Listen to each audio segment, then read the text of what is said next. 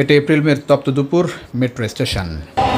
Metro পুরো jam pack, একবারে তিল ধারণের ঠাই নেই। দুপুর 2:12 বাজে, এখনই ভয়াবহ। যেখানে পুরো 1 মাস বেশি সময় টানা তীব্র তাপ প্রবাহের কবলে দেশ, রাজধানীতে একটু স্বস্তির জায়গা তৈরি করেছে মেট্রো রেল।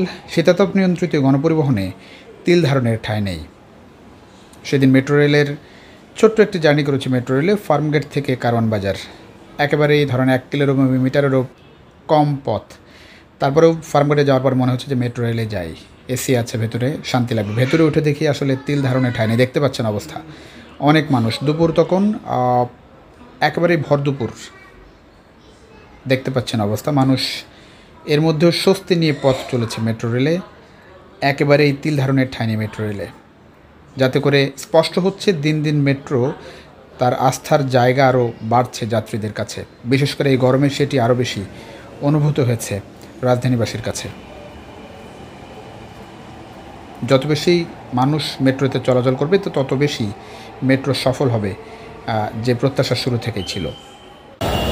যে গরম পড়তেছে, এই গরমে শুধুমাত্র মেট্রোতে একটু শান্তি পাবেন। সো যদি উত্তরের মধ্যে যে রুটে চলাচল করেন, দয়া করে গরম অ্যাভয়েড করতে মেট্রোতে চলাচল করেন। ভুলেও বাসে ওঠেন।